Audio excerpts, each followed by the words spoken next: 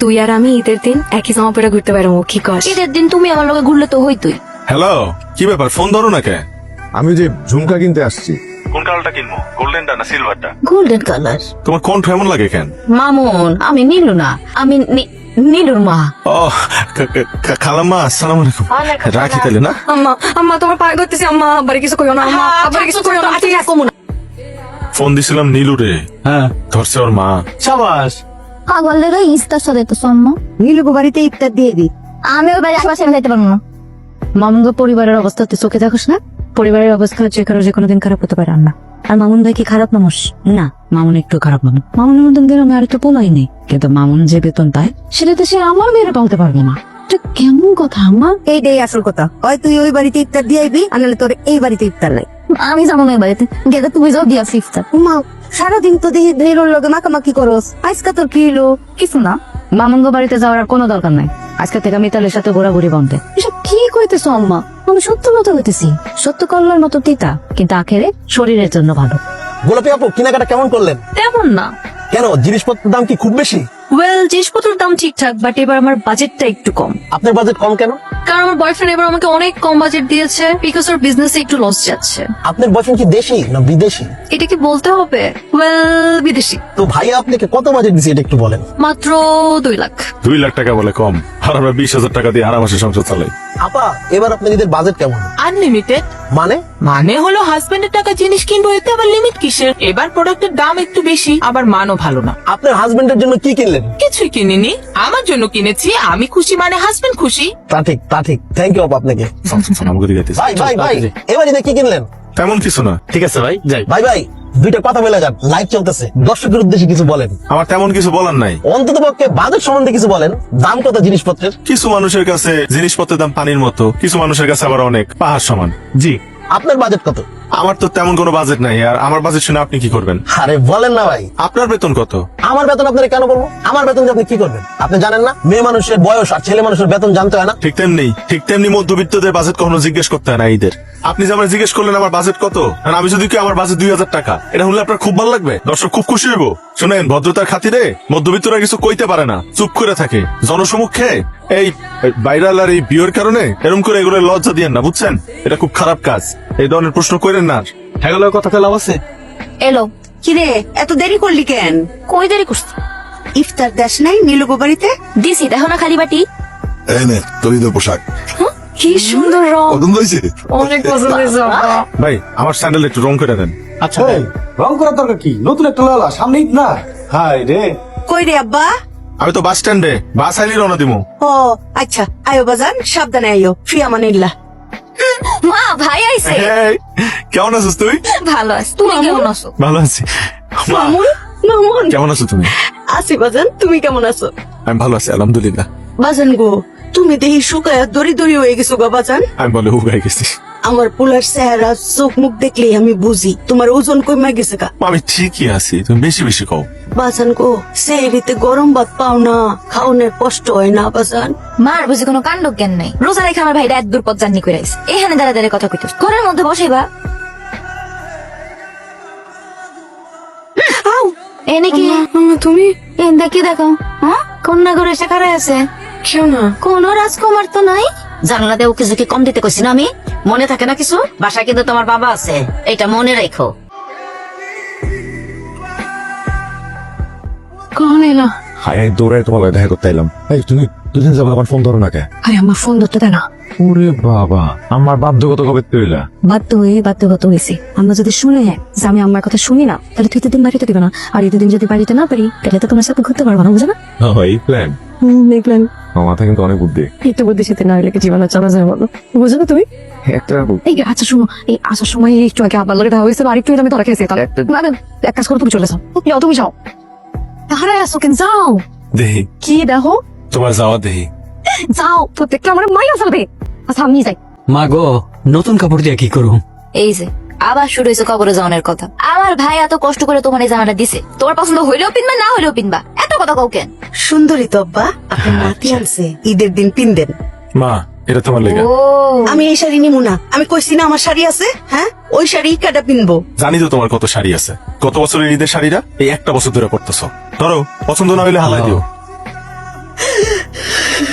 আমার ছোট্ট মামুন সারাটা বছর কত কষ্ট করে টাকা বাঁচায় সবাই লিগা ঈদের পোশাক কিনে ইফতারির সময় কাছে 1 গ্লাস পানি আর 4টা মুড়ি টাকা বাঁচাস সারাটা রাত না খায় থাকো সেই সময় খাস কয়টা বাসি ভাত টাকা বাঁচা আমগুলিকা জিনিস কিনোনের লিগা এই সংসারের লিগা মামুন রে বাজার সারাটা জীবন খালি কষ্টই করে যাবি ছোট্ট কাল থেকে কষ্ট করতেছস।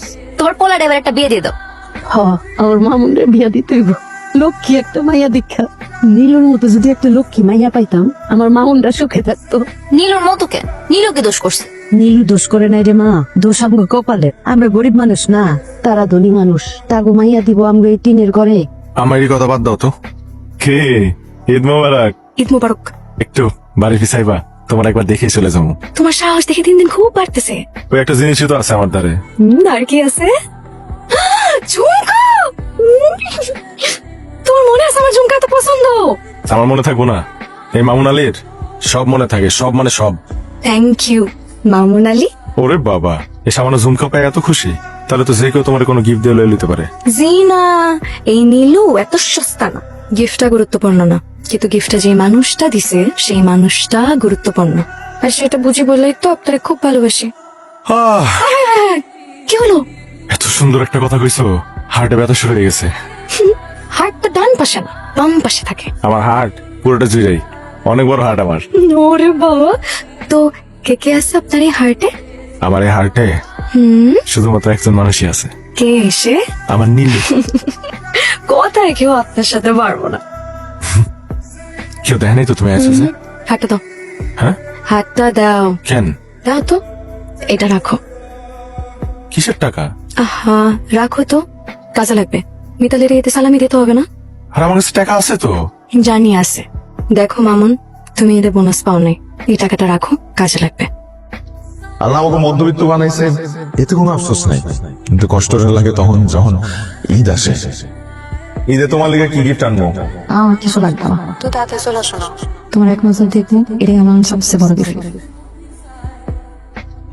মিতালির এতে সালামি দিতে হবে না, তুমি এদের বোনাস পাও নাই, এই টাকাটা রাখো, কাজে লাগবে। নীলুর মতো যদি একটা লক্ষ্মী মাইয়া পাইতাম আমার মামুনটা সুখে থাকতো। নীলুর মতো কে? নীলু কি দোষ করছে? আমরা গরিব মানুষ না, তারা ধনী মানুষ। তাগো মাইয়া দিব আমরা এই টিনের ঘরে।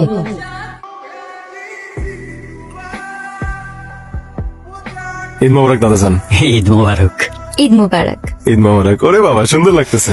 তাড়াতাড়ি ল, হ্যাঁ। এই জামাত শুরু হয়ে যাবে তো। হ্যাঁ, হ্যাঁ, চলো। মামুন, এই যে এইটা নাও বাবা, এইটা পিন্দা জামাতে যাও। লাল পাঞ্জাবি। তুমি পাঞ্জাবি কই পাইছো আমা? আমি জানি তো, আমার মামুন নিজে না খেয়ে আম করে খাওয়ায়। আমার মামুন নিজের লিগে ঈদে কিছুই কিনে না, আমগো সবার লিগে পোশাক কিনে, নিজে পুরান পাঞ্জাবি পরে জামাতে যায়। এই জন্য এটা তোমার দাদার এটা কিনেছিলাম বাজার। তুমি টাকা কই পাইছো? টাকা আমি না, ওই যে তোমার বই মাটির ব্যাংকে জমাইছিল। আরে আমি একা দেই নাই, দাদাও দিছে। এটা তো আর টাকা না, আমি গাছের সুপারি বেচছি, আর তোর মায়ও দিছে।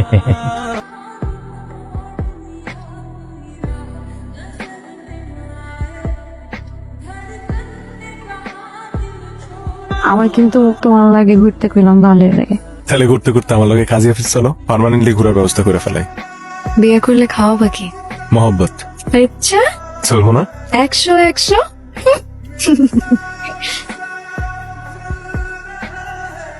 মামুন, তোমার সাথে নীলুর একটা মিলামেশা আছে, এটা আমি নীলুর মার কাছ থেকে শুনছি। তুমি খুব ভালো ছেলে, আমিও তোমার খুব পছন্দ করি। এক সময় তোমার বাবা আমার বাড়িতে কামলার কাজ করতো। তোমরা গরিব, এটা আল্লাহ দিছে, এটা তো তোমাদের কোনো দোষ না। একজন বাবা হিসেবে আমি একটা কামলার ছেলের সাথে তো মাইয়ার বিয়ে দিতে পারি না। আচ্ছা, আমার জায়গায় থাকলে তুমি কি করতা কত? দেখো মামুন, তুমি ভালো ছেলে, আমরা সবাই তোমারে খুব পছন্দ করি। গ্রামের মধ্যে তোমার মতো একটা ছেলে হয় না। কিন্তু বাবা, একটা জিনিস চিন্তা করো, আমার তো একটা মেয়ে না, তারও তো আমি রাজকন্যার মতো করে মানুষ করছি। তুমি শহরে চাকরি করে যে বেতন পাও, ওইটাতে নাকি তুমি চলতে পারো না। তোমার মার মুখ থেকেই আমি শুনছি 2 দিন পর তো তোমার বোনেরও বিয়ে দিতে হবে, হবে না? সেই খরচটা তোমারই টানতে হবে নাকি?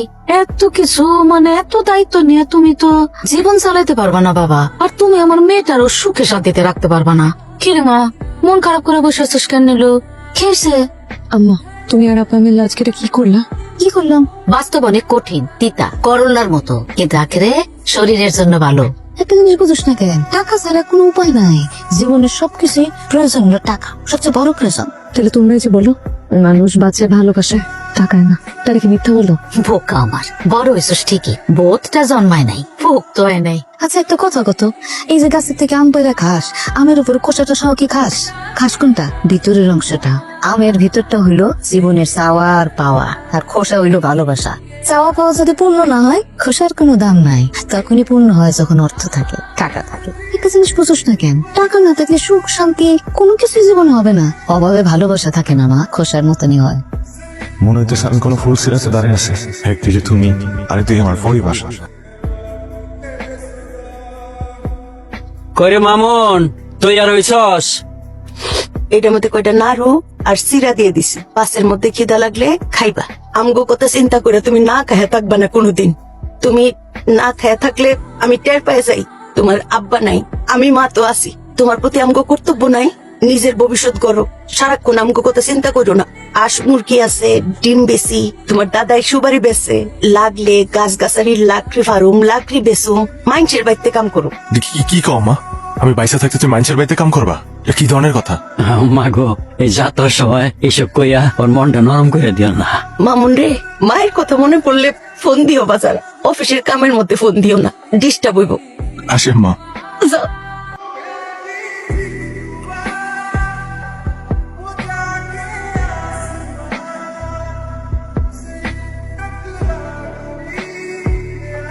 তুমি? মামুন, আমি তোমারে খুব ভালো করে চিনি যে তুমি তোমার ফ্যামিলিরে কত ভালোবাসো। আমি কোনোদিন তোমারে তোমার ফ্যামিলি থেকে দূরে সরাবো না। যে মানুষটা তার ফ্যামিলিরে এত ভালোবাসে, ফ্যামিলির জন্য এত কিছু করছে, তারে আমি তার ফ্যামিলি থেকে কিভাবে দূরে সরে বলো? আমি তো শুধু তোমারই না, তোমার পরিবারেরও অংশ হইতে চাইছি। কি করবা আমারে তোমার ফ্যামিলির অংশ?